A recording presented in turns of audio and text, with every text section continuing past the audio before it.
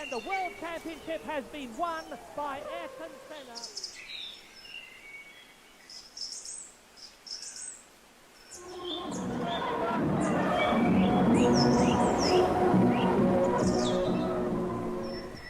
May 1st.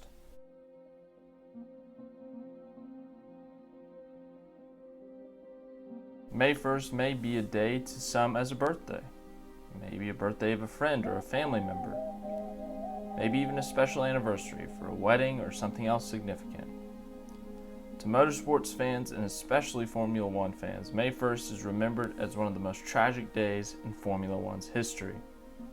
2 days after a scary crash that injured Rubens Barrichello, and 1 day after Austrian driver Roland Ratzenberger, whose career had just started, tragically lost his life at the Imola circuit, the legendary three-time world champion Ayrton Senna lost his life. No matter how much time passes, the loss and impact of Senna's death will forever be big on Formula One. Drivers past and present have considered Senna a hero, including both seven-time world champions Michael Schumacher and Lewis Hamilton. While today is remembered for the tragedy and the loss of Senna, I want to look at some of the positives, some of the best moments of his career, and the moments that I think make him the greatest F1 driver of all time. Some of these you may have heard of before, but some of them you may not have heard of before. Let me know what some of your favorite Senna moments are, and we will now get into those moments. In 1984, Senna started his career with Toleman, who had finished 9th in the constructors' standings in 1983. Toleman didn't have the greatest season, but they did improve to 7th in the standings, which would be the team's best ever finish before eventually closing down. The first standout moment for Senna was the 1984 Monaco Grand Prix. You've probably heard of this one.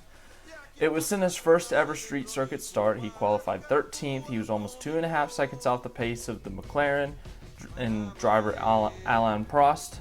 He might be a little bit important later. Senna would manage some extremely difficult conditions, the rain, and he would later be much known for that. And he would somehow finish second in that Toleman. The Toleman that was not a very competitive car, and in fact, he was chasing down leader Alain Prost late in this race, but it was called early due to poor conditions.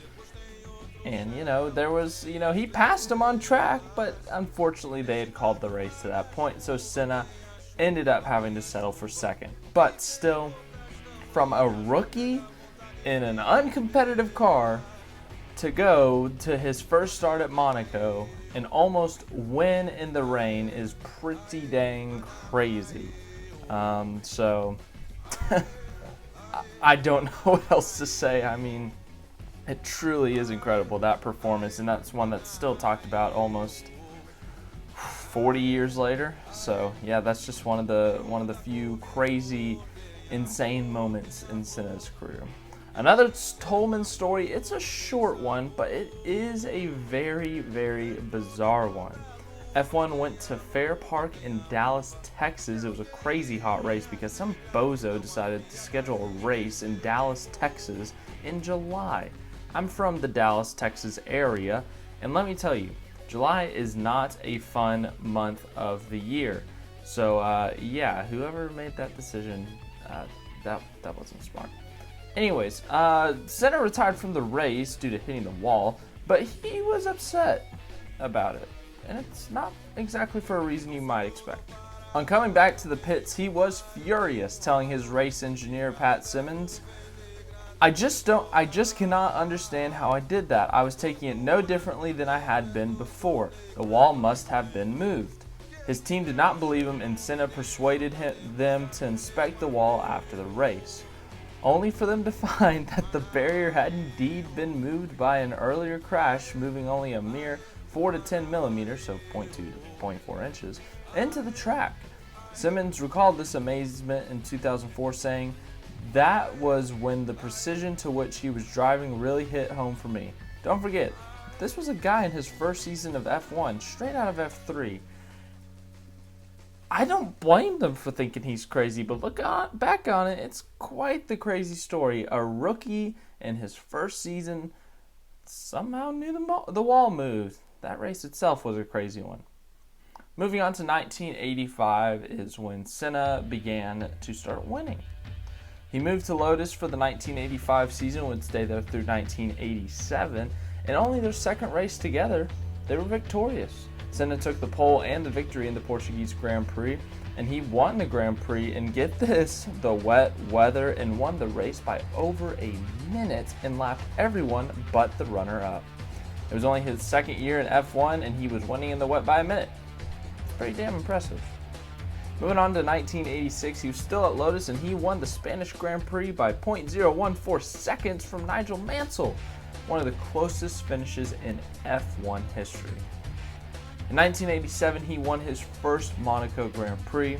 He came very close in 1984, as we just said a few minutes ago, with the Toleman team, but this time with Lotus. He finally got it done, and it would be his first of 6 victories, which is still the most of all time at Monaco, by the way. So yeah, pretty iconic moment there, the first of 6.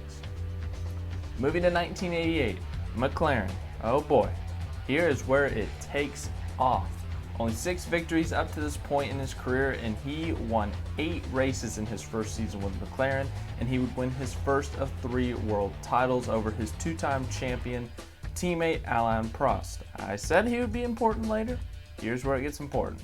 The two combined for 15 victories on the 16-race schedule, and the McLaren MP44 is still considered one of the most dominant cars in F1 history. During this 1988 season, Senna put down one of the greatest qualifying laps of all time. At Monaco, Senna outqualified his teammate Prost, who had qualified second, by 1.4 seconds. It's crazy. Senna said a few things on that day at Monaco in 1988, and he said, "Monaco 1988. On that day, I said to myself, that was the maximum for me. No room for anything more. I never really reached that feeling again." Something else he said was, "And suddenly I realized that I was no longer driving the car consciously. I was driving it by a kind of instinct, only I was in a different dimension." I honestly don't know how to take that. Like, not in a bad way, but it's just like, you hear that, and you see what he did to the field, including his champion teammate, and it's mind-blowing. I don't know how he did that, but once again, this is the greatest of all time we're talking about, in my opinion, of course. Now, while that result in lap was stunning and breathtaking, unfortunately, Sunday would be stunning and breathtaking for another reason. Senna was leading by 50 plus seconds and crashed out on lap 67. It wasn't due to a lap car, we don't think. It wasn't like, he got taken out. All of a sudden, they look up from the TV and he is in the wall. Senna had led the whole race up to that point, but had crashed, and just like the qualifying lap, the greatest lap of all time allegedly, there's no footage of the crash, and Prost would go on to win the race. 1989, this is where the rivalry with Prost would escalate. A disagreement about the race start at the San Marino Grand Prix turned things sour, but it was the Japanese Grand Prix that is remembered the most. If Senna did not finish the race, Prost would become world champion, plain and simple. Well, Senna made his move late going into the final chicane, and bam! Prost turned in on him early and took himself out, and he thinks he took Senna out. I mean, come on, Prost fans. We all know he did it on purpose. He wasn't even going for the corner there. Anyway, Senna continued on, got his damage fixed, and he won the race. Well, that's until the FIA determined that he illegally shortcutted the track by missing the chicane after Prost had crashed him and disqualified him from the race. That meant Prost was world champion. This would begin a fight between Senna and the FIA that would continue into 1990, and Senna would clinch the 1990 title in similar fashion, but he was much more blatant with how he clinched the title. By the way, very random side note, I think it's funny when people hold 1990 Suzuka against Senna in the GOAT conversation, but then Schumacher's 1994 and 1997 title clinching or title attempt clinching incidents are just suddenly nothing. Anyways, that's a conversation for another day. This isn't related to his driving, but everyone needs to look up Ayrton Senna and Gerhard Berger pranks. They are seriously hilarious and amazing, and I love reading them. Every time I find a new one, like an article that talks about them, it makes me laugh every time. They had some of the most legendary pranks. 1991. So now, Prost is at Ferrari. He was at Ferrari for 90 for their rivalry's sake. This is when Berger came into the team. That's why I mentioned that. But Senna won his third world title in 1991, but one of his most iconic victories happened. He won his home race. He had finally done it. Senna had yet to win the Brazilian Grand Prix, and now that it was in his hometown of Sao Paulo, that made it extra special. Senna led every lap, but it wasn't as easy as it seemed. Gearbox issues plagued Senna, but it also hurt his competitors as well, like Nigel Mansell. Riccardo Patrese was chasing down Senna, and Senna to this point only had 6th gear. He would win by 2.9 seconds as the rain began to fall late in this race. Senna's iconic scream can be heard on the radio as the feeling of relief and excitement from winning his home race, but also pain from having to drag the car to the finish with only 6 gear weight on him. In 1992, Williams had began to take over F1 and dominated the seasons of 1992 and 1993, with Mansell winning the title in 92 and Prost winning it in 93. However, Senna saw many iconic victories during this time, including holding off an eager Nigel Mansell in the 1992 Monaco Grand Prix and winning it once again in 93 to make it 5 straight at the track. Could have been 7 straight if he didn't drive it into the barrier in 88. 1993 got tricky off the track in terms of negotiations between Senna and McLaren, but they did run the full season together. Senna won his home race at Brazil again and had one of not just his most iconic, but one of F1's most iconic laps of all time at Donington Park.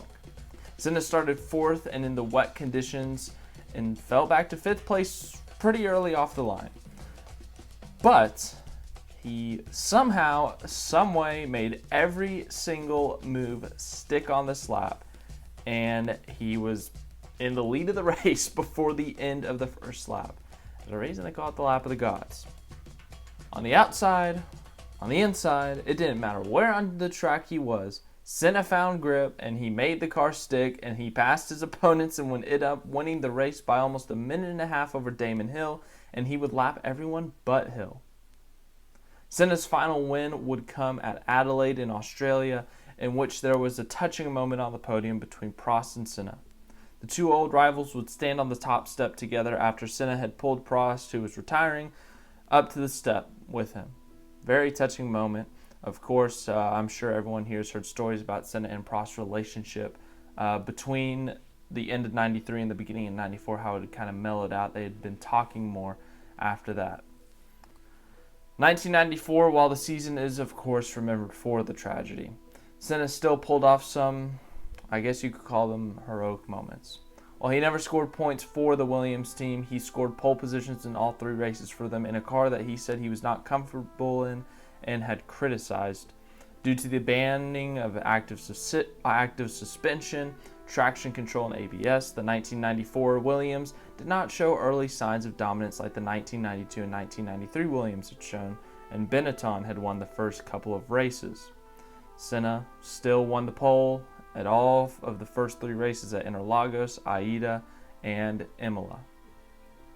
While today is remembered for the tragedy and the sadness that surrounded the Imola circuit in places all around the world in 1994, we must also remember the positive moments and the moments that made Ayrton Senna